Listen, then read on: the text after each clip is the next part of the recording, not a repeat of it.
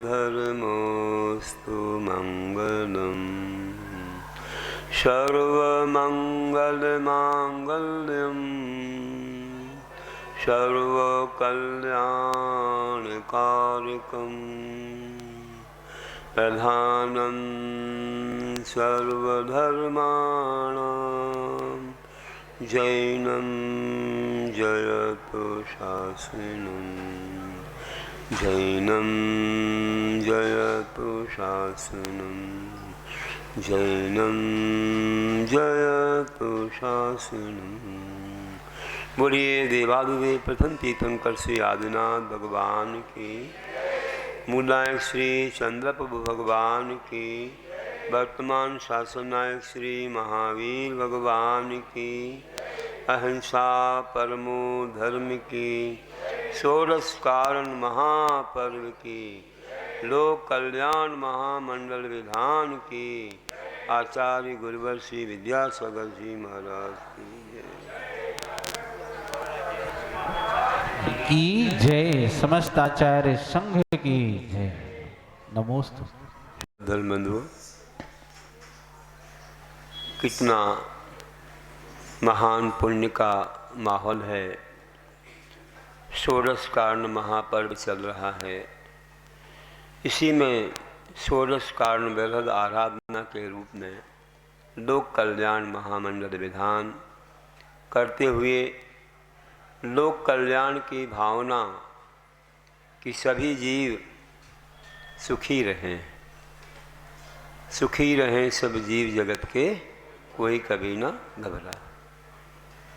ऐसी मंगलमय भावना के साथ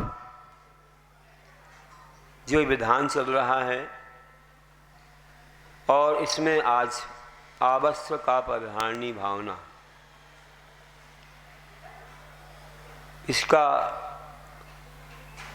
क्या अर्थ होता है जिसके आपने अर्घ चढ़ाए? अपने आवश्यक कर्मों को करते हुए उसमें कोई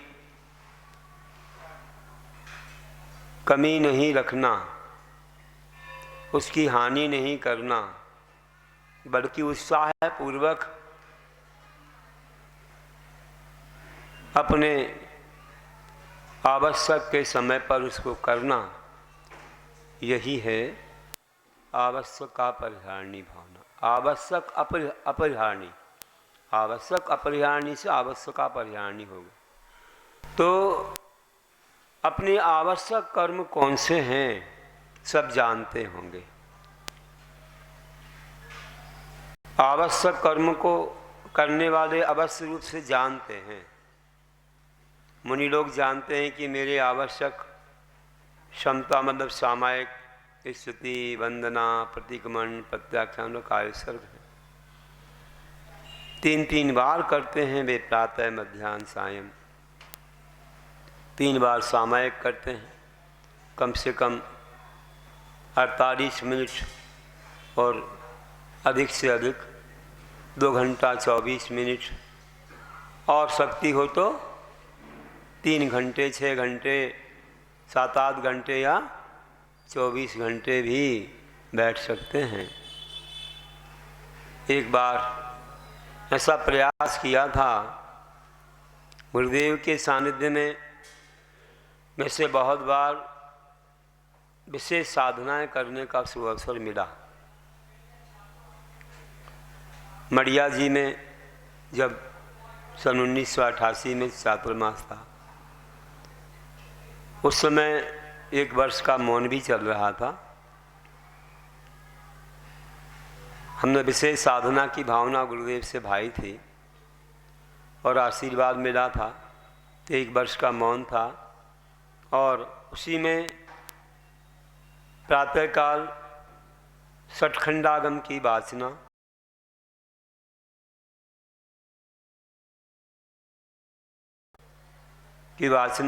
स्वाध्याय, महान ग्रंथ है, समयसार आध्यात्मिक ग्रंथ है, और सठखंडागम तो सिद्धांत ग्रंथ है। और अलग से एक पुराण भी पढ़ते। देखो जो शास्त्र पढ़ते थे उनका ऐसे नहीं कि बस रख दिया, उनका रिवीजन करते थे, पुनरावृत्ति करते थे, उनके नोट्स भी बनाते थे, जैसे कोई कॉलेज की परीक्षा देना हो। इतना उत्साह था, रुचि थी, बड़ा आनंद होता था ये जीवन में क्रिया में होता।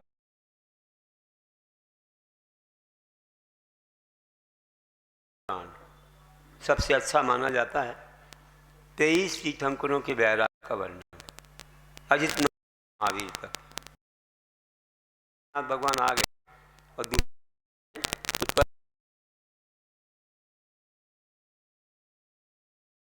हुए।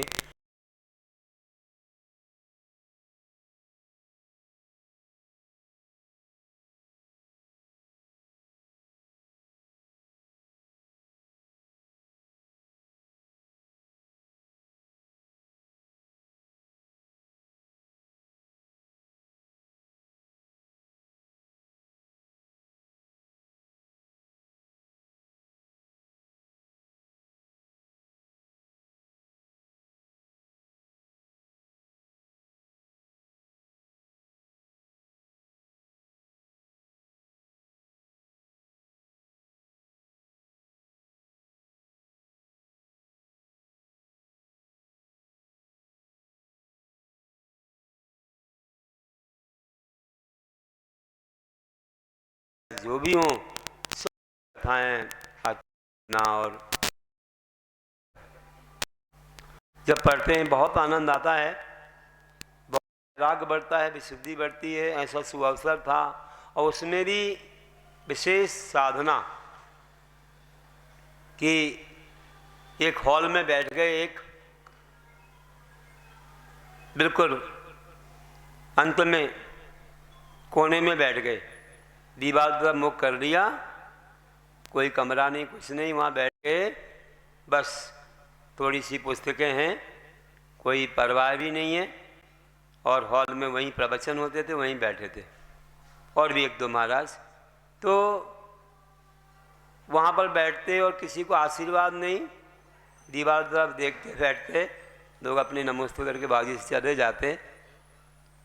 उसी में प्रतिदिन, क्योंकि महाराज जी के पास ही रात और तीनों सामायिक वहीं होती थी, तो आचार्य श्री ने 12 बजे खड़े हो गए सामायिक की आवर्त करने के बाद, तो 3 बजे पैर हिलते थे, 12 से 3 बजे तक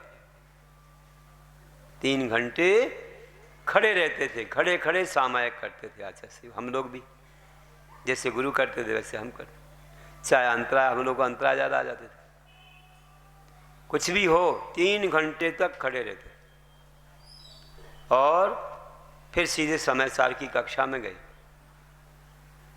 और जब उपवास रहता, अष्टमी चतुर्दशी को उपवास करते थे गुरु महाराज, प्राय उपवास रहते थे, हम लोग भी करते थे। तो जंगल जाके आ गए करीब 7, सवा 7 बजे और आवर्त कर ली। अब बोले कि सामायिक का समय कहाँ हुआ है, लेकिन बस अब ध्यान में बैठना है, तो आवर्त कर ली और बैठ गए गुरु महाराज। वही चीज़ हम लोगों ने शुरू की, हम भी वही कर रहे थे, बैठ गए और बैठे बैठे कब तक, उसी में 12 बजे की सामायिक भी आ गई और 3 बज गए। सुबह 7, सवा 7 बजे से बैठे एक ही आसन में, 3 बजे वहाँ से उठना अपने स्थान से, ऐसी सामायिक, ये सब ध्यान। तो देखो आगे भी हम कर सकते, 2 घंटा 24 मिनट नहीं, और भी ज़्यादा। हर उपवास के दिन ऐसा हो, मौन के साथ गुरुदेव का दर्शन करने आते थे, बस दर्शन करें जाएं लोग। गुरु कोई भी अब आहार को उठ रहे हैं शिष्य लोग, तो दर्शन करेंगे, महाराज जी तो ध्यान में हैं, और आहार को निकल जाएंगे, ऐसा करते थे। ये साधना बहुत अच्छी करवाई गुरुदेव ने। एक बार ऐसे ही भाव आया मुक्तागिरी में कि उपवास के समय कि हम बैठेंगे 24 घंटे, 24 घंटे बैठे रहेंगे, अगर आसन बदलने की आवश्यकता पड़ी तो बदल देंगे, लेकिन बैठेंगे, बस कहीं नहीं जाएंगे। तो पार्श्वनाथ भगवान का शिखर है ना, उसके अंदर जगह थी, वहाँ बैठ गए मुक्तागिरी में।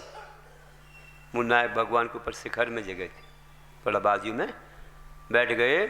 तो बैठे दिन भर और रात भर, और दूसरे दिन 24 का 26 घंटे हो गए। 7 बजे बैठे तो 9 बजे उठे। बड़ी खुशी हुई कि देखो गुरुदेव ने क्या साधना कराई, ऐसा आशीर्वाद दिया। और गुरुदेव के पास जाके कहा, महाराज जी हो गया मेरा। बाकी 24 के 26 हो गए। गुरुदेव बहुत खुश हो गए, बहुत आनंद आया। तो ऐसा करते थे। तो ये सब चीज़ें आवश्यक में आती हैं, और आवश्यक करते हैं तो बहुत आनंद होता है। अपने करने योग्य कार्य जो अपनी निर्जला के लिए हैं, संवर के लिए हैं, अपनी आत्मा को महान बनाने वाले हैं, अपने को कर्माशय से बचाने वाले हैं, ऐसे आवश्यकों में जैसे आप लोग धन कमाई करते हो, उन नोटों को गिनते हो कितना आनंद होता है, ऐसे महाराज जी को अपने आवश्यकों में बहुत आनंद होता है कि मैं इन आवश्यकों को कर रहा हूँ, मेरे आवश्यक अच्छे से पल रहे हैं। बड़ी खुशी होती है कि जिसके लिए मैंने संयम अपनाया है वह मेरा पूरा हो रहा है। तो बंधु को बहुत आनंद होता था। और कई बार भैयावृत्ति मिल गई आचार्य की तो कहना ही कि आप बोलो संस्मरण सुनाओ।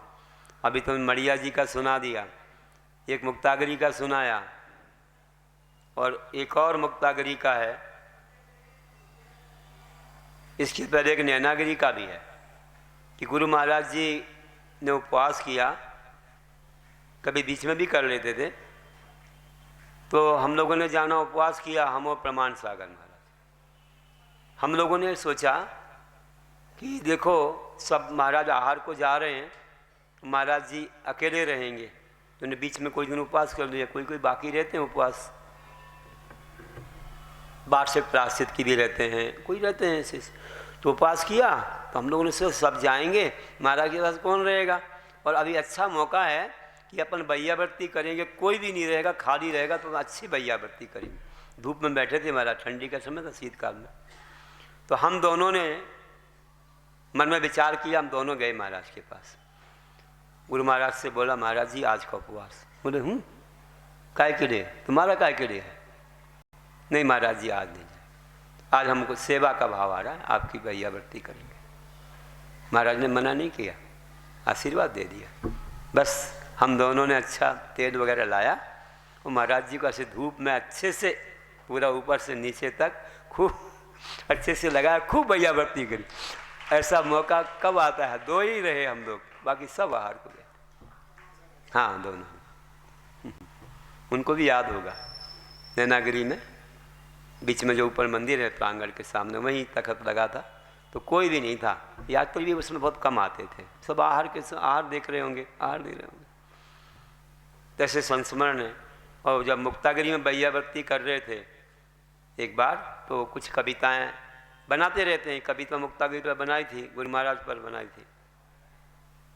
तो उनको ऐसे ही कह दिया थोड़ा कविता में, तो महाराज जी खूब मुस्कुराने लगे कि आपकी भैयावृत्ति करने में, आपकी भैयावृत्ति करने में जो लग जाता है मेरा मन, इन अपूर्व भावों से जीवन में आ जाता है परिवर्तन, जिससे मिल जाता है जीवन का सार। मेरा नमन करो स्वीकार, मेरा नमन करो। गुरु महाराज जी को बहुत अच्छा, देखो इनका मन लग जाता है, जीवन में परिवर्तन आ जाता है। तो वास्तव में गुरुओं से बहुत मिला, बहुत परिवर्तन आता है। तो ये सब गुरु सानिध्य की महिमा है।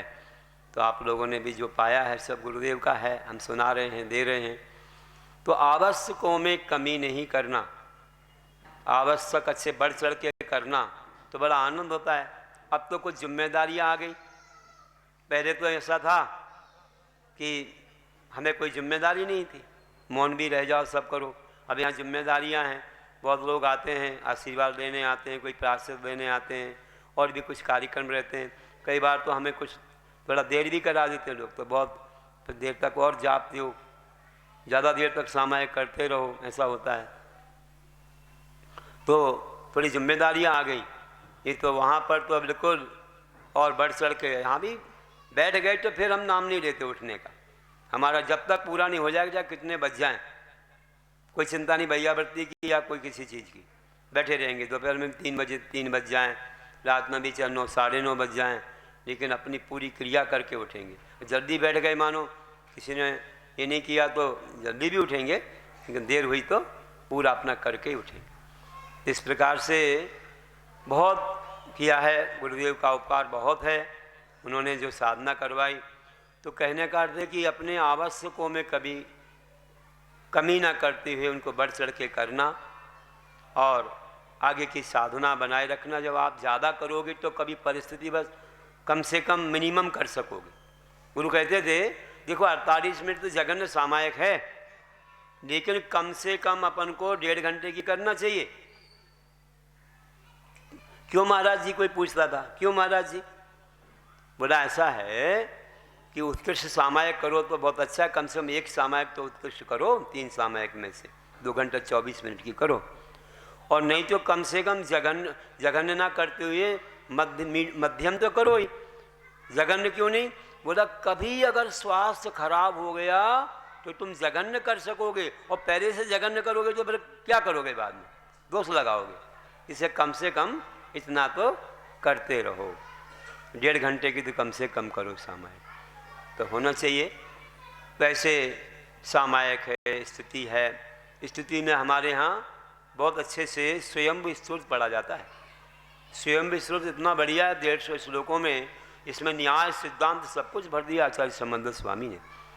महाकवि गुरुराम गुरु आचार्य ज्ञान सागर जी महाराज जी की परंपरा में सभी लोग सुबह से स्वयंभू स्तोत्र पढ़ते हैं। कभी बिहार के समय या किसी कारण से देर हो गई तो दिन में एक बार जरूर पढ़ ही लेते हैं। कई बार तो जब भी बिहार करना तो हम लोग बिहार में पढ़ते रहते हैं रास्ते में, सबको याद है, सबको याद है, पिछली दाढ़ी बनने के पहले याद हो गया था। तो गुरुदेव से सुनते थे, प्रातःकाल गाते हैं, अनेक छंदों में हैं, 150 श्लोकों में हैं। कैसा अतिशय हुआ था संबंध आचार्य द्वारा कि पाषाण फूटा चंद्रपुर भगवान की मूर्ति आई। तो ऐसे महान स्रोत को पढ़ना है, ऐसे भक्तांबर भी आदि आदि। लेकिन 24 तीर्थंकर स्तुति कह जाती है, स्तुति 24 तीर्थंकरों की होती है, एक आवश्यक है, और वंदना एक तीर्थंकर की होती है। तो मंदिर में आके वंदना करते हैं, तो ये भी एक आवश्यक है। तो इस प्रकार से सामायिक स्तुति वंदना प्रतिक्रमण करते हैं। साधु लोग सुबह उठते ही पहले नंबर प्रतिक्रमण होता है, थोड़ा तत्व चिंतन करके प्रतिक्रमण, वह रात्रिक प्रतिक्रमण कहलाता है, रात में जो दोष लगे हों। फिर आहार से आते हैं, उस समय इरियापद प्रतिक्रमण होता है, और फिर शाम को जो होता है वह दैवसिक प्रतिक्रमण होता है। 15 दिन में चतुर्दशी को होता है पाक्षिक, और अष्टानिका के अंत में होता है चातुर्मासिक, और दीपावली पर होता है वार्षिक प्रतिक्रमण। उनके सबके कायसर्ग भी अलग अलग हैं, बड़े बड़े ऐसे कायसर्ग हैं। तो ऐसे प्रतिक्रमण करते हैं। आप लोग नहीं करते प्रतिक्रमण? क्या करते? अतिक्रमण करते रहते, प्रतिक्रमण नहीं करते हो? अरे प्रतिक्रमण करना चाहिए, जिनवाणी में लिखा रहता है सामान्य प्रतिक्रमण। देखो अभी करवाएंगे, बहुत अच्छा प्रतिक्रमण बनाया है, जीवन संस्कार पुस्तक में भी है। आपको पर्व के समय प्रतिक्रमण कराया जाएगा, वो प्रतिमाधारियों का नहीं है, उससे भी नीचे वालों का है, सामान्य लोगों का है। ज़्यादा नहीं, आधा घंटा अधिक से अधिक लगेगा। इतना बढ़िया प्रतिक्रमण है, आपको लगेगा पापों का प्रक्षालन प्रतिक्रमण। देखना आनंद आएगा। शाम को 5 बजे करवाया जाएगा। और जो प्रतिक्रमण है इस रूप में भी है, श्रावकों का प्रतिक्रमण है, मुनियों का अलग है, और साथ में एक प्रतिक्रमण जिनवानियों में रहता है, उस सामायिक के साथ में पढ़ा जाता है। और आप कोई भी आलोचना पाठ भी पढ़ते हो तो भी प्रतिक्रमण है। सुनिए जिन अरज हमारी, हम दोष किए अति भारी, तिनकी अब निर्वृत्ति काजा, तुम शरण रही जिन राजा। क्या बोलते हो? सुनिए जिन अरज हमारी, हमारी अर्जी सुन लीजिए। हम दोष किए अति भारी, बहुत दोष किए मैंने, भारी दोष किए। जिनकी अब निवृत्ति कहा जा, उनकी निवृत्ति के लिए, उसके कार्य के लिए मैं आपके सामने आया हूँ। आपकी शरण को मैंने प्राप्त किया है। और भी कितनी सारी चीज़ें आती, मैंने आरंभ सारंभ किया, क्या क्या आपने किया है, पानी बहाया, झाड़ू लगाई, क्या क्या किया, छानी जीवानी, क्या क्या आता है, सारा वर्णन आता सुबह से शाम तक का। ये भी एक प्रतिक्रमण है, जरूर करना चाहिए। अगर ये नहीं करेंगे तो हमारे पाप बढ़ते जाएंगे, आत्मा भारी होकर कहाँ जाएगी? बहुत नीचे ना जाए। पतंग थोड़ी सी भारी होती तो गोता खाती है, हमें गोता तो नहीं खाना है ना। तो हल्का बनाओ और ऊंचे जाओ, ऐसे महान प्रतिक्रमण को करना। और भी प्रतिक्रमण हैं कई प्रकार से, आपके भजनों में, आपके कई ऐसे गीतों में भी प्रतिक्रमण रहते हैं। एक और प्रतिक्रमण छोटा सा एक पेज का ही है, तो वो भी बताएंगे, जीवन संस्कार पुस्तक में है। और इसके साथ में हमने एक बार देखा कि कोई लोग मंदिर में कुछ भजन पढ़ रहे थे और कह रहे थे हम पीछे से पहुँचे, हमने सुन लिया।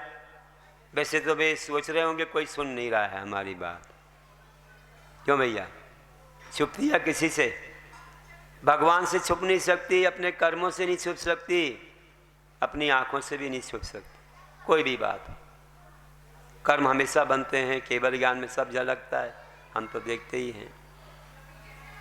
फिर भी वे सोच रहे होंगे कोई नहीं सुन रहा है, ठीक है, लेकिन भगवान के सामने कहने में कोई अभिमान नहीं होना, अपनी अंतरंग की बात कह दो। भजन में बोल रहे थे कि भगवान हमने अवगुण बहुत किए, कि भगवान हमने अवगुण बहुत किए, जब से कलम रखी कागज पे 10 के 20 किए, कि भगवान हमने अवगुण बहुत किए।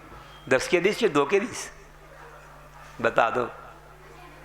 2 के 20 में 0 रखना है और 10 के 20 में 1 को 2 बनाना है, और क्या है? देख लो भैया, ऐसा हमने किया है, भगवान मुझे क्षमा कीजिए, मैंने क्या क्या पाप किए हैं। भगवान से छुपा नहीं रहे हैं, अपने अभिमान को चूर कर रहे हैं। एक इंद्रिय जीवन तक से क्षमा मांगते हैं, फिर तो पंचेंद्रिय से और इनसे। अगर दिल साफ है, अभिमान नहीं है, तो क्षमा मांग लेते और क्षमा कर भी देते। और जो अभिमानी लोग रहते हैं, वे लोग क्षमा ना करते हैं और ना मांगते हैं। बताइए, बहुत क्षमा मंगवाते हैं, मांगो क्षमा, मांगो क्षमा, मांग। अरे अब क्षमा हो गई, कर दो क्षमा, लेकिन क्षमा मांगो। अपना अभिमान और पुष्ट करते हैं और दूसरे की निंदा, दूसरे को गिराते हैं। क्या मतलब है? क्षमा तो वह चीज़ हृदय से की जाती है, करना सबसे श्रेष्ठ है, मांगना तो दूसरे नंबर पर है। कोई चीज़ देना बहुत कठिन है, मांगना बहुत सरल है। हमें क्षमा कर देना, हम तुम्हें देख लेंगे बाद में। क्या मतलब है? तुमने मांग तो ली, क्षमा करवा लिया और स्वयं का बैर नहीं निकाला, तो ऐसा नहीं होना चाहिए। सामने वाले का अभिप्राय समझ जाओ, बस हो गया, ज़्यादा क्या झुकाना है। तो इस प्रकार से विचार करना चाहिए। क्षमा वीरों का आभूषण है, कोई करे ना करे, हम तो कर ही दिए। हमारे पार्श्वनाथ भगवान ने तो 10 भाव से क्षमा की और अपने कर्मों का क्षय कर दिया। देखो ऐसा होता है। तो बंधुओं, प्रतिक्रमण करना चाहिए। तस्य मिच्छामि दुक्कड़म, मेरा वह किया हुआ अपराध मिथ्या हो जाए, ना किए के समान हो जाए, दुष्कृत हो जाए। तस्य मिच्छामि दुक्कड़म। तो ऐसे क्षमा होती है, बहुत महान है क्षमा। और ऐसे ही आप लोग समता, स्तुति, वंदना, प्रतिक्रमण और गुरुओं का प्रत्याख्यान देखते हो। रोज आहार के बाद कल तक के लिए आहार का त्याग या परसों तक के लिए आहार का त्याग, ऐसा कर देते हैं। और जीवन भर के लिए कुछ त्याग किए हुए उन्होंने, कई रसों के त्याग, कई और चीज़ों के त्याग किए। सबसे बड़ा तो घर से मोह, राग, परिग्रह छोड़ दिया, ये सबसे बड़ा प्रत्याख्यान है। प्रत्याख्यान मतलब त्याग। आप लोग करते कि नहीं प्रत्याख्यान? करते हैं। कहाँ करते हैं? करते हैं। कुछ नियम लिए हुए हैं ना, वही प्रत्याख्यान है। और रोज का कुछ प्रत्याख्यान करना चाहिए। महाराज जी लोग रोज लेते प्रत्याख्यान ना, आहार के बाद अपने गुरु से कहते हैं कि प्रत्याख्यान मतलब कल तक का त्याग, आहार जल का। आप क्या करते हैं? कुछ करते हैं कि नहीं करते? करते हैं ना, तो करना चाहिए। जब भी भोजन किया तो सोच लो कि अब कब करेंगे भोजन। क्या एकासन है या उपवास है या 2 बार का नियम है? अगर 2 बार का नियम है तो त्याग कर दो कि सुबह किया भोजन, अब शाम तक के कितने बजे तक के लिए त्याग। अगर आप कर दोगे ना, इसके बीच अगर मरण हो गया, कोई एक्सीडेंट हो गया तो सर देखना हो गई तुम्हारी, समाधि मरण हो गया समझो, त्याग के साथ मरण हो गया। इतना ही नहीं है, बहुत कुछ और करना चाहिए, कुछ परिग्रह वगैरह में भी अपन को त्याग करना चाहिए। कुछ काल के लिए आप जाप देते हो या पूजा करते हो तो छोड़ दो कि मेरा सब घर परिग्रह से सब कुछ मोह मेरा त्याग है। निस्संगो हम जनाना, मैं निस्संग होता हूँ। थोड़ी देर को क्यों नहीं छोड़ सकते? सामायिक के समय छोड़ दो कि सामायिक करते करते चाबी देखते रहो कहाँ है, मोबाइल कहाँ रखा है, किसी से हलो हलो करते रहो और इशारा करते रहो, तो फिर क्या त्याग है तुम्हारा? थोड़ी देर को तो त्याग करो। इससे क्या होता है? बोला एक श्रावक भी मुनि अवस्था को प्राप्त हो जाता है। इतनी थोड़ी देर को उसने त्याग कर दिया तो मुनि जैसा हो गया। आचार्य समंदर स्वामी ने लिखा है कि प्रत्याख्यान तनुत्तान मंद तरा शरण मोह परिणामा सत्वेन दुर्वधारा महावृताय प्रकल्पन्ते, कि एक श्रावक भी प्रत्याख्यान कसाय के बहुत मंदोदय में वह इतने मंद परिणाम हैं कि वह उसको पकड़ना भी बहुत कठिन है। परिणामों को ऐसे भाव हो जाते हैं। महावृताय प्रकल्पन्ते, कि वो स्वर्ग भी हो जाए तो भी कुछ नहीं बोलता।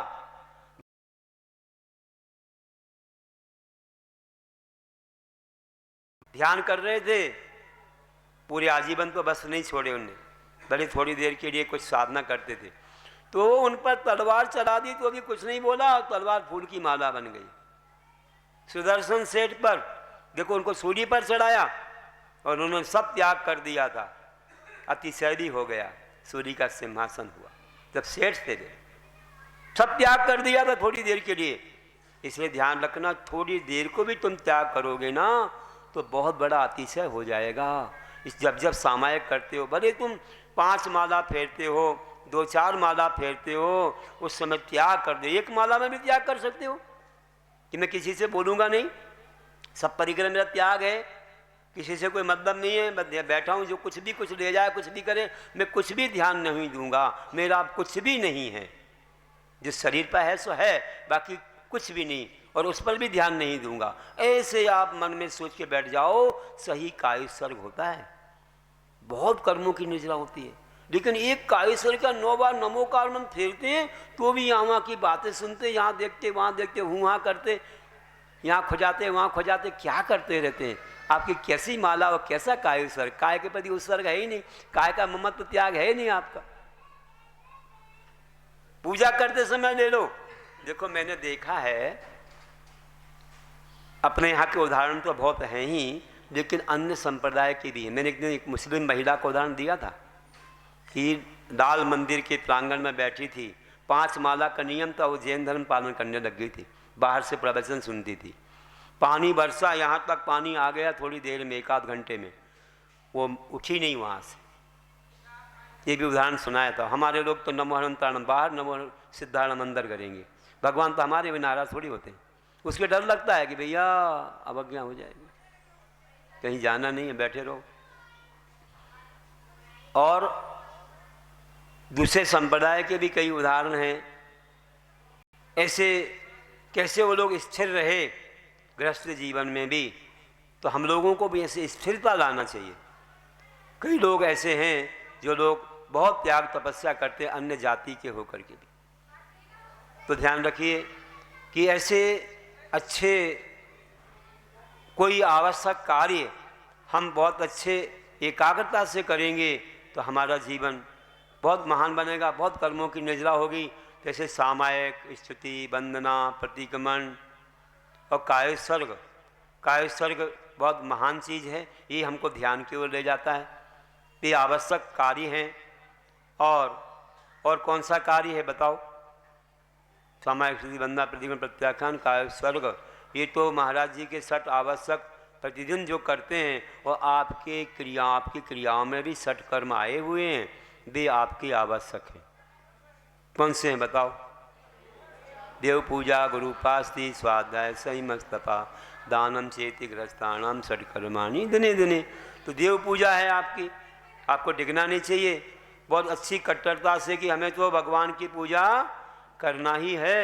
और ऐसे बैठ करके अच्छे से और नियम पूर्वक कि बस इतने काल तक के लिए मेरा सब कुछ त्याग है। अब मैं कहीं से बातें नहीं करूँगा, मैं पूजा के बीच में कहीं भी हलो हलो करने लग जाते हैं। अरे एक पूजा करो चाहे दो पूजा करो, कम से स्थिर तो रहो। एक व्यक्ति बोले, मैंने एक बार शायद सुनाया होगा, सूरत की बात है, तो एक व्यक्ति आए सभा में, उनके बारे में कह रहे थे, कोई व्यक्ति थे, उनके बारे में कह रहे थे कोई माइक पर, देखो भैया ये जो व्यक्ति हैं आपने इनको मंदिर में देखा होगा ना, सबने सब जानते थे उनको, बदमाधारी थे। बोले इनको आपने मंदिर में देखा होगा, सबने इनको देखा होगा, लेकिन इनने कभी किसी को नहीं देखा। क्या बोला? इन्होंने कभी किसी को नहीं देखा, मैंने तो आज तक नहीं देखा, किसी को देख रहे हैं। अर्थ क्या हुआ आप जानते हैं? कि इतने तल्लीनता से पूजा करते थे, ध्यान करते थे कि वे किसी को देखते तक नहीं थे कौन आ रहा कौन जा रहा है। और आजकल के लोग तो ऐसे हैं, कई ये देखते एक भी व्यक्ति बाकी नहीं रहता जिसको ना देखा हो। पूजा भले ना कर पाए, कुछ भी ना कर पाए, लेकिन सबका मालूम कौन आके चला गया, कौन कैसा है, कहाँ का है, क्या पहने, क्या कर रहा है, क्या सब कुछ दूसरे को देखते रहते हैं। तो हमारा मन कहाँ रहता है? पर में ही रहता है। ऐसा नहीं होना चाहिए। हमें अपने में लीन रहना चाहिए, स्वस्थ रहना चाहिए, अपने क्रिया में मस्त रहना चाहिए। कोई आ रहा है कौन जा रहा है, इतना है कि कोई वैसे आ गए, कोई परमेश्वरी आ गए तो महाराज जी आ गए तो खड़े हो जाएंगे, अपन हाथ जोड़ेंगे, अभिनय नहीं करेंगे, बीच में तो बैठेंगे ही नहीं कि उनके आने का स्थान है तो अपन बीच में ना बैठे, व्यवस्थित, वो तो कोई बात नहीं है। लेकिन सामायिक में अगर बैठे हैं, आँख मीची हुई है तो ठीक है, ये नहीं कि महाराज जी आ रहा है इसलिए आँखें मीच लो, उठना ना पड़े मुझे, तो गलत बात। महाराज जी आ रहा है इसलिए स्वाध्याय करने लग जाओ जिससे हम उठना ना पड़े, तो गलत बात है। ये तो अभिनय है। आप जिनकी भक्ति कर रहे हो, जिनका जाप दे रहा, वे साक्षात आ गए और तुम्हें ध्यान नहीं है, तो ऐसा नहीं करना। आँख मिची है तो कोई बात नहीं, लेकिन खुद ही है तो अपन को आदर देना ही चाहिए, और नहीं देंगे तो फिर पंच परमेश्वरी को अपन ने आदर नहीं दिया तो एक अभिनय हो जाए, तो अपन को उसका दोष लगेगा। इसलिए ध्यान रखना चाहिए। तो ये बताया कि ऐसे आप भी देव पूजा करते हो, गुरु पास्ती, गुरुओं की सेवा करते हो, ये भी आपके आवश्यक में है कि गुरु आते हैं जाते हैं, लेने जाना भेजने जाना, आहार निहार विहार की व्यवस्था। अब बोल रहे थे लोग, महाराज जी पर्व आ रहा है, जंगल जाते हैं, हमको चिंता हो गई, आपके साथ जंगल भी जाना है और पूजा भी करना है।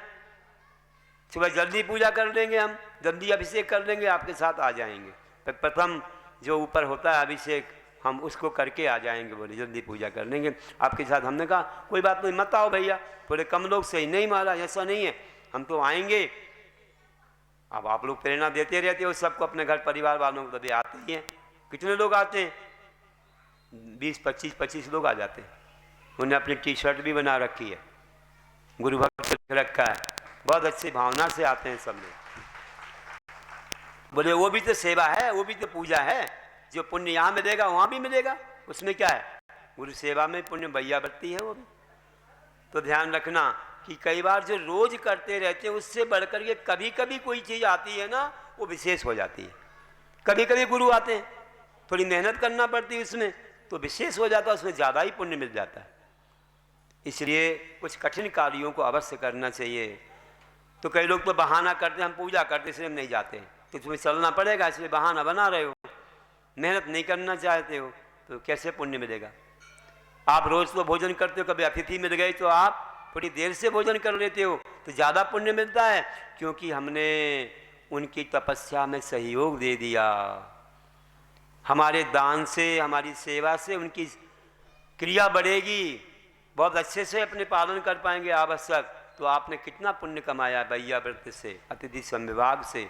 बहुत कर्मों की निद्रा होती है। ये अतिथि संविभाग भैया व्रत एक व्रत है, 12 व्रतों में असंख्यात गुणी कर्मों की निद्रा का कारण है। तो ध्यान रखना है कि ऐसे देव पूजा गुरु पास ही स्वाध्याय करते हैं। ये प्रवचन भी स्वाध्याय है। स्वाध्याय के 5 भेद हैं, आप देखते ही हो। वासना प्रश्न अनुपेक्षामना धर्मोपदेशा, पढ़ना शास्त्र को, शब्द अर्थ को अच्छे से पढ़ना, ये वासना है। प्रश्न करना, रचना है, बार बार याद करना तो अनुप्रेक्षा है, और उसको कंठपाठ करना, रटना तो आमनाय है, और प्रवचन देना या सुनना तो स्वाध्याय है, धर्मोपदेश है। तो ये ऐसा महान है, ये भी अपना कर्तव्य कि रोज़ हम कुछ ना कुछ करें, रोज़ कुछ ना कुछ करेंगे, थोड़ा बहुत 2-4 पेज भी पढ़ेंगे, कुछ प्रवचन भी सुनेंगे, जो स्वाध्याय होता रहेगा, जरूर करना चाहिए। और संयम भी पालन करते हैं आप, देव पूजा, गुरु पाठ, स्वाध्याय, संयम। संयम में क्या करते हैं, ये भी रोज़ करने योग्य है। षटकर्माणि दिने दिने जब बोला है तो रोज़ ही करना है, दिने दिने रोज़ करना षटकर्म आपको, तो आप गृहस्थ हैं। तो संयम में आप जैसे रात में नहीं खाते हो, कितने बजे के बाद भोजन नहीं करेंगे, पानी नहीं पिएंगे, या अभक्ष्य वस्तु जमी कंद आदि नहीं खाएंगे, ये भी संयम है। छान कर पानी पिएंगे, ये भी संयम है। अष्टमी चतुर्दशी वगैरह आती है तो आप उसमें एकादशी में उपवास करते हो, या 10 लक्षण में कुछ करते हो, 16 कारण में कुछ करते हो, ये भी एक संयम है। कभी ब्रह्मचर्य का पालन करते हो, वो भी एक संयम है। बहुत सारे संयम हैं। कभी मौन भी रखते हो, वो भी एक संयम है। तो संयम के बिना तो कुछ भी नहीं है जीवन हमारा, संयम से सब काम होता है। फिर उत्तम संयम के दिन और अच्छी बात बताएंगे, आपको विशेष उदाहरण सुनाएंगे। तो संयम रखना चाहिए। और इसके बाद और संयम क्या है, बाकी तो आगे देश संयम में अनुव्रत हैं, और पद्माधारी और महाव्रत भी सकल संयम हैं, बहुत सारे संयम हैं। इसके बाद तप भी करते हो। तब क्या करते हो, यही है लगभग उपवास और एकादश रस परित्याग बड़ा तप है। प्रायश्चित लेते हो, विनय पालते हो, जो 12 प्रकार के तप कहे मुनियों के, उनमें से तुम भी कुछ करते हो। अनशन अमोदरी व्यक्ति परिसंख्या रस परित्याग विभक्त शय्यासन काय करेश, या प्रायश्चित विनय वैयाव्रत स्वाध्याय विसर्ग और ध्यान, तो ये करते हैं ना हम लोग, इनमें से कुछ कुछ पालन करते हैं, तो ये भी तपस्या है, उसकी साधना है। और अंत में दान, आहार दान, औषध दान, उपकरण दान, आवास दान। तो आहार भी देते हो, 9 भक्ति 7 गुणों से आहार देते हो। अब जैसे मौका मिला, नहीं तो कोई और दान दे देते हो, मंदिर में कुछ आप गोलक में कुछ डाल देते हो, ये भी दान हो गया। और ऐसे ही औषधि दान भी देते हो, कभी किसी को कोई औषधि की आवश्यकता है तो जोड़ के रख लेते हो, कभी आवश्यकता है तो दे दो भैया। आहार भी एक औषधि है, और वैसे अलग से भी कोई औषधि दे सकते हैं। तो ऐसा औषध दान भी होता है। किसी का इलाज करवा दिया, कोई सम्यक दृष्टि है, कोई व्रती हैं, कोई हैं, तो ऐसा करना चाहिए। दवाइयाँ बांटते हैं, यहाँ अच्छे अच्छे संघ बने हुए हैं, बहुत बड़े बड़े फंड बनाए हुए लोग फ्री औषधि बांटते हैं। आए थे मेरे पास, बहुत अच्छी उनकी भावना है, तो ऐसे संघ बने। और कैंप भी लगाते हैं, बहुतों के इलाज करवाते हैं, अच्छी भावना है, बहुत अच्छी भावना है। ये औषधि दान बहुत बड़ा दान है। देखो, एक महिला ने औषधि दान दिया था, बताया था कि वह एक मालिन थी और महाराज जी को खांसी आई, तो उसने दवाई भिजवाई, तो उसके ही कुछ झाड़ने से धूल उठी थी, तो उससे महाराज को खांसी आई। उसने पत्ते ऐसी जगह कर दिए जहाँ महाराज जी बैठे थे, तो खांसी आई, तो उसने, राजा ने डांट लगाई उसको, फिर उसने औषधि दान दिया, दिलवाया मतलब किसी से। तो ये हुआ कि महाराज की खांसी दूर हुई, तो अगले जन्म में वह सर्वौषधि शक्ति की धारी हुई, जैसे विशल्या को थी। एक सेठ की पुत्री हुई, उसके स्पर्श से जल से सबके रोग ठीक होते थे। औषधि दान का फल इतने से दूसरे से दिलवाने माँ से इतना फल है, तो स्वयं देने से कितना फल होगा, बहुत बड़ा फल है। औषधि दान अगर सर्वौषधि शक्ति दे सकता है, तो आहार दान तो तीर्थंकर बना सकता है। अब शांतिनाथ तीर्थंकर की कथा पढ़िए, या आप पढ़िए आहार दान की कथा। श्रीसेन राजा ने दान दिया आहार दान, तो भी शांतिनाथ तीर्थंकर हुए, वहाँ फल बताया उसका, क्योंकि दानम वैयाव्रतम, और वैयाव्रत कर्ण भावना तीर्थंकर बनाती है। तो ऐसा महान अवसर मिलता है। तो दान 4 प्रकार के हैं, आहार, औषध, उपकरण, पिच्छी का मंडल भी देते हैं लोग। देखो, अब पिच्छी का अवसर आएगा दीपावली के आसपास, अभी हमने निश्चित नहीं किया है कब होगा पिच्छी परिवर्तन, तो लोग 1 वर्ष की लिए जीवों की रक्षा के लिए पिच्छिका देते हैं। ऐसे कोमल पंख होते हैं कि आँख में भी लग जाए तो भी आंसू नहीं आए। इस छोटे छोटे जीव, महीन जीव जो दिखते नहीं हैं, उनको ऐसे परिमार्जित करके पुस्तक उठाना, कमंडल उठाना, बैठना उठना, ये सब करते तो बहुत ही बड़ी चीज़ ये पिच्छिका मानी यदि संयमोपकरण है।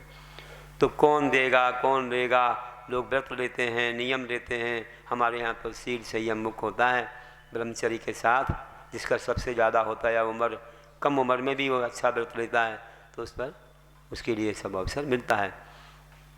अपनी अपनी भावना व्यक्त करते हैं लोग। देने वाले तो एक ही एक होते हैं, लेकिन देने वाले बहुत सारे हो जाते हैं।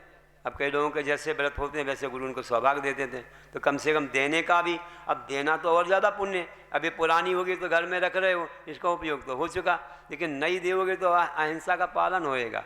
इसलिए देखो इसका भी बड़ा महत्व है। नई पिच्छिका देने का सौभाग्य मिलना चाहिए, जीवों की रक्षा के लिए होती है। कमंडल देते हैं, शुचिता की, पवित्रता के लिए है। उसके बिना मंदिर कैसे जाएंगे महाराज जी, कैसे शुद्धि करेंगे, कैसे आहार को जाएंगे, वो भी। लेकिन हमेशा नहीं दिया जाता, कभी खराब हो गया तो देते हैं, दीक्षा के समय देते हैं। शास्त्रदान देते हैं, उससे पढ़ते हैं महाराज जी, स्वाध्याय करते हैं, सब लोग स्वाध्याय करते हैं, ज्ञान बढ़ता है। वो ज्ञान आगे केवल ज्ञान का कारण बनेगा तो अपन उसमें सहयोगी बन जाते हैं। तो ऐसे 4 प्रकार के दान ये सब देना चाहिए।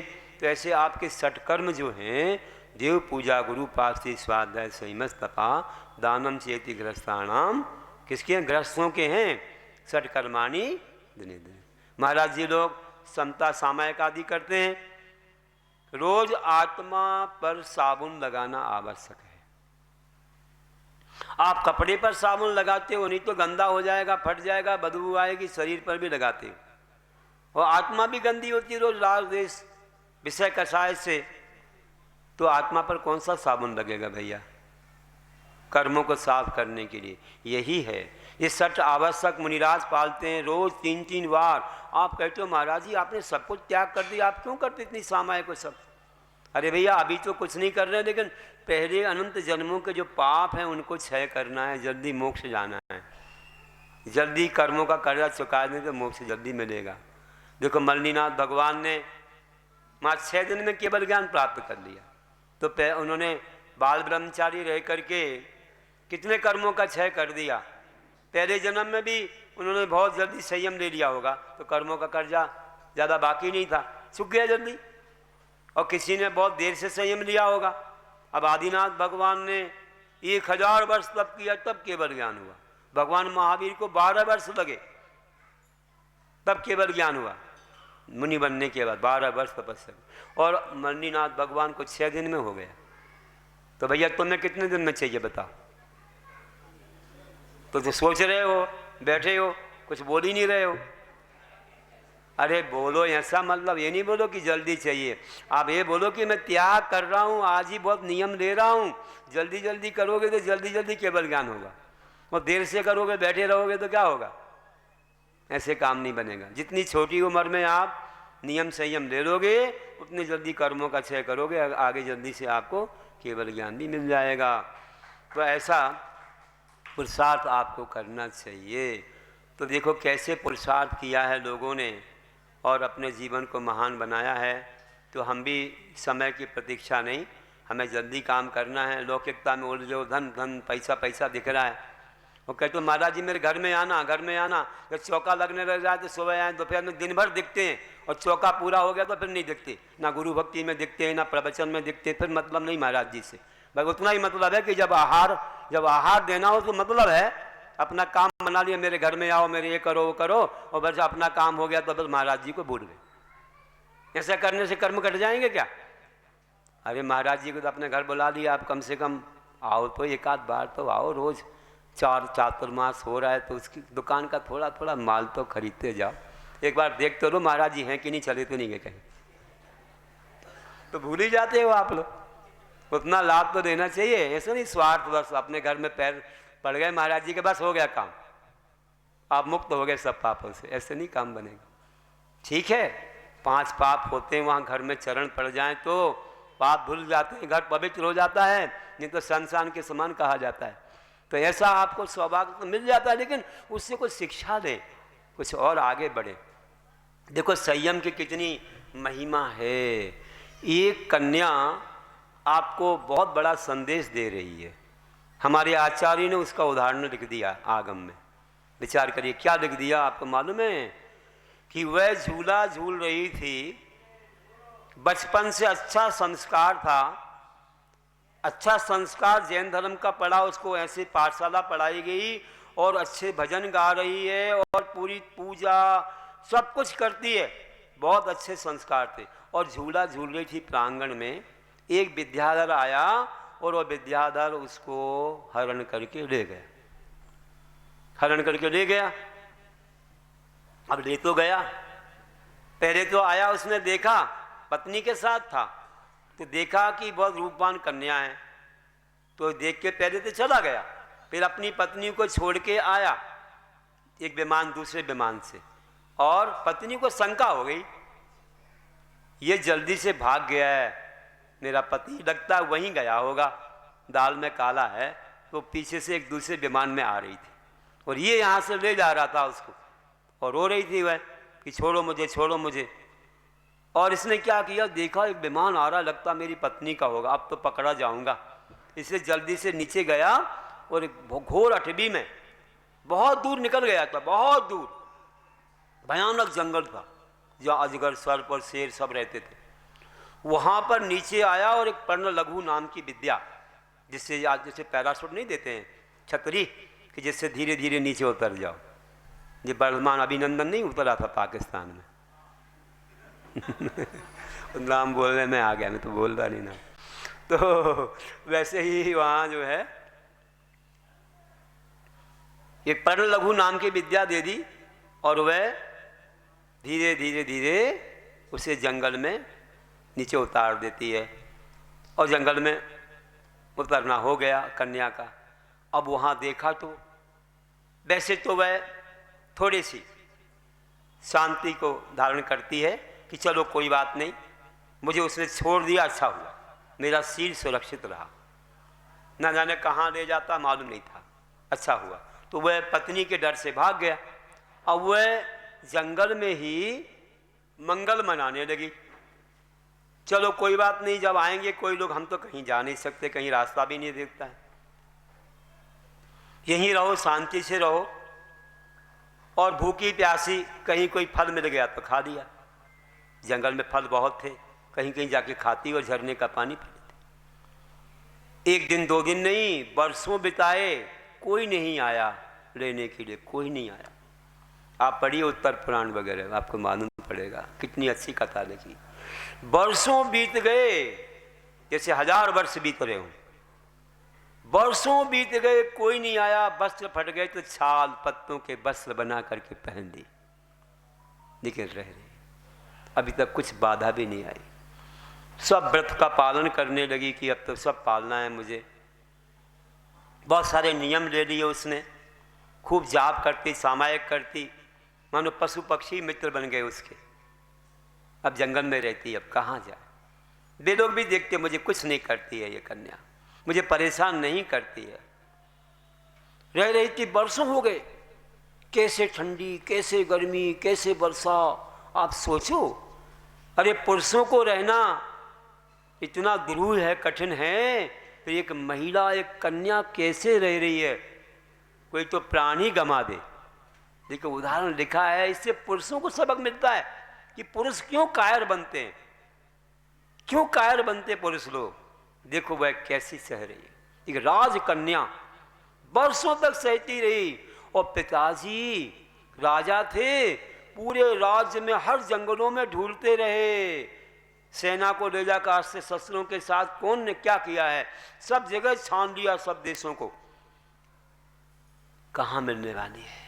इसी में वर्षों गंवा दिए उन्होंने, कन्या कहाँ गई मेरी, कन्या कहाँ गई।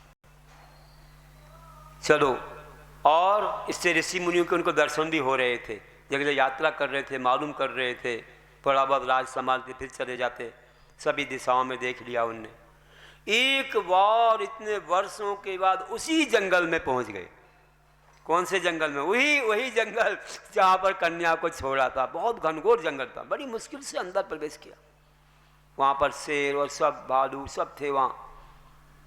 वहाँ प्रवेश किया। उस कन्या ने सोच लिया कि अब जीवन जो बचा सो ठीक है, मैं तो यहाँ से नहीं जाऊंगी। मैंने देशावकाशक व्रत ले लिया।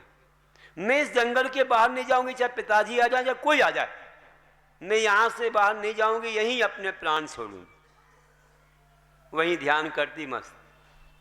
अब देखो देशावकाशक व्रत का जो भी है प्रभाव, उसकी रक्षा होती रही। एक दिन परीक्षा हो गई उसकी, क्या आयु कर्म उतना था, ये निमित्त मिल गया मालूम नहीं।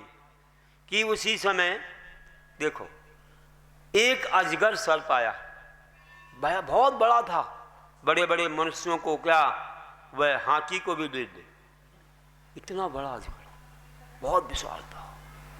आ गया, आने के बाद वह तो सामायिक में थी, जाप पूरी होने वाली थी कि उसने ऐसी श्वास ली कि वैसे के वैसे वह अंदर चली गई। इतना ही धड़ दिख रहा था। इतने में देखा सामने से उसके पिता आ गए, प्रवेश किया वहां सेना के साथ, और देखा उस पर दृष्टि पड़ी। देखो ऐसा योग बना, दृष्टि पड़ी, अरे ये कौन है, ये तो मेरी पुत्री है। सर्प के मुख में गई है, जोर से चिल्लाया और बस तुरंत उसको मारने के तैयार हो गए कि सर्प को मारो। उस कन्या ने भी पहचान लिया और उसने कहा, क्या कहा, हे पिताजी मत मारो, मैं अब तुम्हारी नहीं हूं, तुम हमारे नहीं हो। वर्षों हो चुके हैं, मैंने घर का त्याग कर दिया, मैंने देश का त्याग कर दिया, इस जंगल में बाहर जाने का त्याग कर दिया है। आप मार भी दोगे तो मैं घर नहीं जा पाऊंगी और मेरा जीवन अब बचने वाला नहीं है। इतना तो अंदर गई, अब मैं बचने वाली नहीं हूं, मत मारो, क्षमा करो, इसको क्षमा करो, मेरा कर्म है, मेरा कल्याण होने दो। रोक दिया। खूब आंसू बहाए उन्होंने कि मैं इसको देखूं, पकड़ लूं, लेकिन वह तो उसके मुख में समा गई। जीवन का अंत हो गया,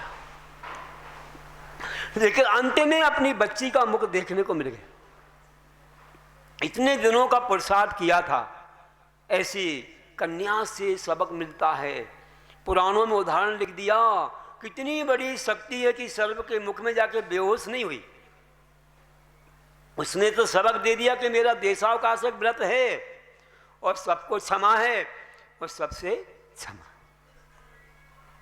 अगर कोई गलती हुई हो बचपन में कभी तो मुझे क्षमा करना, अब मैं जा रही। नमोकार बोलती हुई वह चली गई और अच्छी गति को प्राप्त हुई। देखिए ऐसी दृढ़ता, ये संयम, कितना बड़ा संयम। तुमको तो एक मच्छर बैठ जाए तो इतनी तकलीफ होती है, एक चींटी आ जाए तो हे भगवान, और वहाँ सर्प के मुख में जा रहे। थोड़ा कायेश्वर करना तो सीख दो, एक माला फेरो तो कहीं मत देखो, कुछ मत करो, थोड़ी सामायिक तो करो। उसने हजारों वर्ष ऐसे गमाए, कितने अच्छे से। तो ये संयम कैसे आता है, आपको रहना कठिन। देखो ये बहन भैया लोग कैसे मोक्ष मार्ग में आ जाते हैं, कैसे पालन करते हैं। आप भी घर में रह के कर सकते हो, तो जंगल में किया तो घर में क्या बात है। आप सोचते कैसे पालन करते हो ये बहन भैया लोग, कैसे रहते होंगे, कैसे सामायिक करते होंगे, कैसे घर में रह के सब लोग राग रंग में हो भी कैसे रहते होंगे। अरे कैसे रहते, आप देखो उनको पास जाके, कैसे सामायिक करते हैं, कैसे अपने आवश्यक पालते हैं, कैसे रहते हैं सादगी से। सब तो राग रंग में हैं और वे अपने में ही रंगे हुए, अपने धर्म ध्यान में रंगे हुए हैं। ऐसे होते हैं त्यागी व्रती लोग। बड़ी परीक्षा है, घर में रहना तो और भी परीक्षा है। सब कुछ पालन करते हैं और उनका प्रभाव कितना पड़ता है आपको मालूम है। एक घर में एक व्यक्ति बन जाए पूरा घर सुधर जाता है, आप विश्वास करो। एक व्यक्ति अगर सच्चा जैन धर्म पालेगा तो सबको खबर मिलती, सबके लिए एक प्रकार सबक मिलता है कि जी मुझे रात में नहीं खाना है, मुझे छान के पानी पीना है, मुझे आलू प्याज आदि नहीं खाना है, मुझे सब नहीं करना। अपने आप सबक मिलता है। बच्चे लोग भी सब उसी मार्ग पर चलते हैं। और एक कोई त्यागी व्यक्ति बनेगा तो घर में सब लोग शुद्ध आहार करने लग जाते हैं, कम से कम पर्व दिन में करने लग जाते हैं। बहुत सारे त्याग हो जाते हैं घर से, सब अभक्ष वस्तुएं दूर हो जाती हैं और घर में इतनी शांति, स्वाध्याय और अच्छा तत्व चर्चा का माहौल बनता है। और जिस घर में कोई जैन धर्म नहीं पालता या अहिंसा नहीं पालता तो घर तो नरक जैसा होता है। शमशान भूमि में कुत्ते कैसे लड़ते हैं गीदड़, ऐसे घर में राग देश विषय कसाय और छोटी छोटी बात में खींचातानी होती है। ईंट का जवाब पत्थर से दे रहे हैं, एक धड़ाधड़ बात का बतन्ना बना रहे हैं, दिल का ताड़ बना रहे हैं, ऐसे लड़ते रहते हैं। जिस घर में धर्म की चर्चा नहीं होती वो शमशान के समान है भैया। स्वाध्याय करना चाहिए। एक आगरा वाले पंडित जी के हमारे आहार हुए है ना, वे तो अब चले गए ऊपर कोरोना के समय, है ना। अब तो नाम दे दूँ मैं ना, अब तो दे दूँ ना तो चलेगा, उनका नाम तो दे सकता हूँ, हाँ बैनाडा जी।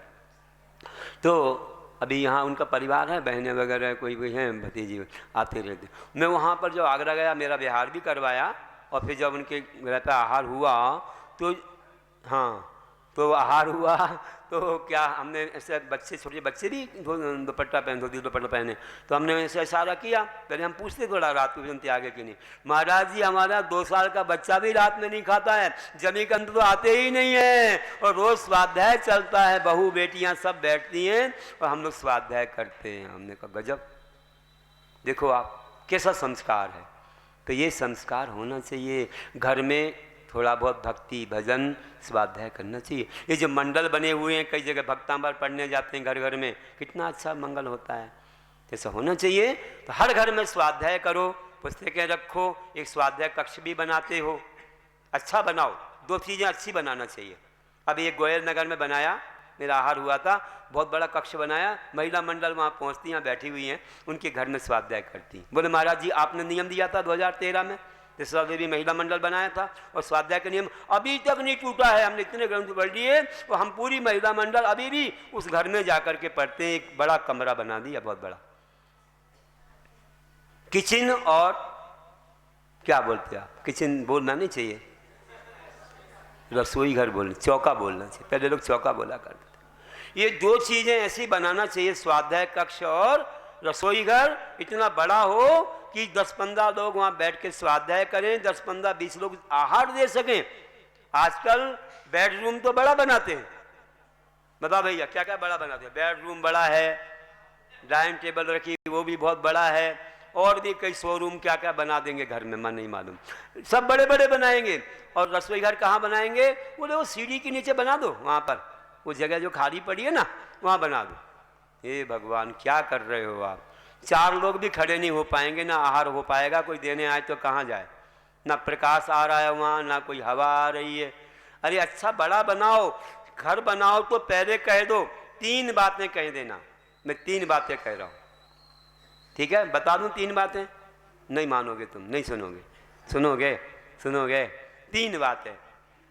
पहला तो घर बनाने के पहले कुआं बना देना, नहीं बनाए तो ओपन बोर बना देना, जिससे बाल्टी से वो जीवानी यंत्र लगाते हैं ना विदिशा वाले, अच्छे खींच सकें, उसकी जीवानी उसमें डाल सके तो अहिंसा पड़ेगी। बड़े बड़े व्रत ले रहे हो आप लोग, इतने 4 शुद्धि हो रहे हो और जीवानी को नीचे फेंक देते हो, उस मुनियों का व्रत है, आप उसकी अहिंसा कहाँ पाल रहे हो।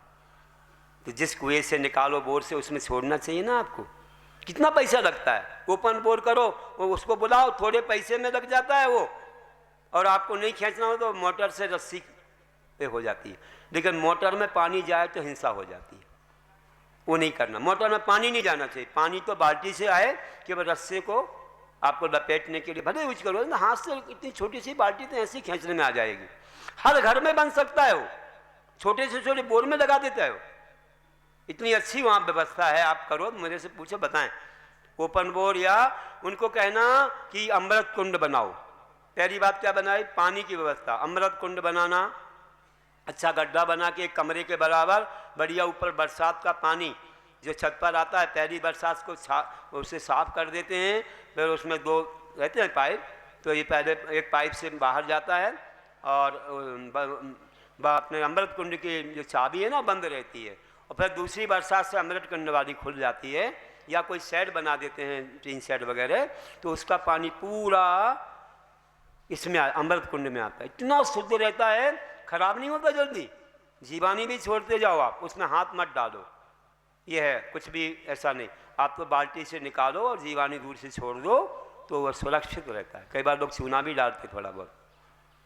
अच्छे बना रखे हैं, जाली लगा रखी है कि प्रकाश भी जा रहा, हवा भी जा रही है और उसमें कोई मच्छर ना जाए, ऐसी व्यवस्था बना रखी। दक्षिण बहुत ज़्यादा है यहाँ पर, उत्तर भारत में जाएँ, यहाँ पर आप जाइए डागनू साइड में, राजस्थान में बहुत जगह खूब बना रखे हैं, मंदिरों में घरों में भी। तो बनाइए, अथवा कोई टंकी बना करके रख करके उसमें भी संग्रह कर सकते हैं। एक बात। दूसरी बात कि रसोई घर बहुत अच्छा बनाना, जहाँ पर बहुत लोग आहार दे सके और प्रकाश आए, लाइट ना जलाना पड़े, हवा भी आए गर्मी के समय। और तीसरी बात कि स्वाध्याय कक्ष इतना बड़ा बनाओ कि अपने पूरे घर के लोग बैठ के वहाँ स्वाध्याय करें। 3 चीज़ें जरूर बनाने को बोलो तो तुम्हारा घर इतना महान है, महाराज जी को आनंद होगा।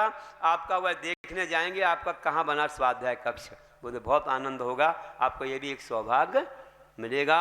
तो उस कन्या से सोचो कितना पालन किया है। अभी हम कई घरों में जाते, स्वाध्याय कक्ष दिखाते, महाराज जी हमारा स्वाध्याय कक्ष है, बहुत बढ़िया अच्छे फोटो लगे हैं, वहाँ कोई बेडरूम नहीं है, वहाँ कुछ नहीं, बिल्कुल स्वाध्याय करते हैं, जाप वगैरह रखी हुई आदि, गुरु महाराज का फोटो लगा हुआ है, बहुत अच्छा बनाते हैं, जिनवानियाँ रखी हुई है। और देखो कैसा महान कार्य किया था। उस कन्या का नाम क्या था? उस कन्या का नाम था अनंगसरा। देखो इन लोगों ने स्वाध्याय किया है, बता रहे हैं, अनंगसरा उसका नाम था, जिसने सर्प के मुख में जाके भी अपना धर्म नहीं छोड़ा। और तुम लोग घर में रह के भी, अब क्या बताएं, अब ज़्यादा नहीं बोल रहे हैं, बहुत सारा बोलना था। अब आप इसी में पढ़ोगे कि योग्य काल में योग सुविधि से मुनि आवश्यक निज पाले, मन मरकट को बस में रखते विषय सुखों में रुचि ना ले। सूर्य किरण की चकाचौंध पर जैसे आंखें ना टिकती, वैसे ही ज्ञानी मुनिवर की मति विषयों पर ना टिकती। और ध्यान परम उस निश्चय में जब नहीं ठहरना होता है, तभी आत्म से बाहर आयती बंधनादि में खोता। जब आत्मा में नहीं रहते तो बंधनादि करते, व्यवहार क्रिया है, और तभी आत्म से, हाँ, और बोला शुभ सम्यक व्यवहार कहा है, बंधनादि जो पहचाने, निश्चय में जाने का कारण आगम कहता वह माने। कि निश्चय में जाने का कारण व्यवहार धर्म है, ये नहीं पाने के निश्चय में नहीं जा पाएंगे। बने उदासो हम जब मानो, फिर दासो हम बन जाता। बने उदासो हम जब मानो, फिर दासो हम बन जाता। मुनि बनकर फिर कर्म नाश कर, सो हम जिनवर संभाता। बताइए, उदास होना पड़ता है, पहले उदासीन आश्रम वाले। उदास होगे तो सच्चे दास बनोगे। मंदिर में उदास नहीं हो, आप विषयों को याद कर रहे हो, तो भगवान के सच्चे दास नहीं हो, तुम विषयों के दास हो। तो उदास बनना चाहिए। और फिर मुनि बने तो फिर भगवान के समान वह ध्यान करता, सो हम, आप जैसा मैं भी हूँ। दूर कर्म व इस तन से जब अहम एक में लीन रहे, धर्म मार्ग की महिमा न्यारी सदा स्वयं स्वाधीन रहे। फिर आत्मा में लीन हो गया तो अहम मतलब एक आत्मा ही है और कुछ भी मेरा नहीं है। इस प्रकार से महान हमारे गुरु होते हैं। निर्दोषी चर्या के पालक, धन मुनीश्वर साम्य धनी, आवश्यक से सजे अतीश्वर, शिवगामी गुणधाम धनी। हम सबके आदर्श महामुनि, जिनको सत्सद्वार नमन, तव सेवा से शिव का कांक्षी, मम पापों का होय समन, मम पापों का होय समन। और सुनाना, और 4 अभी रह गई। आवश्यक को यथा काल में पाले मुनि जन पुण्य सदा, नहीं प्रमादी बन कर कोई, कमी करे ना भूल कदा। ऐसे संतादिक आवश्यक में उत्साहित हो पुण्य करें, जिनवर पूजा गुरु सेवादिक करें, गुणों का कोश भरें।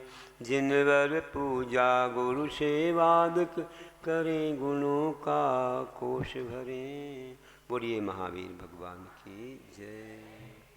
जावानी के ज्ञान ते सूझे लोकालोक, सोवाणी मस्तक नमो सदा देत हूँ ढोक। हे जिनवाणी भारती तो ही जपोंद निरेन, जो तेरी शरणा गए सो पावे सुख चैन। देव भजो अरिहंत को गुरु सेवा निर्ग्रंथ, दया धर्म पालो सदा, यही मोक्ष का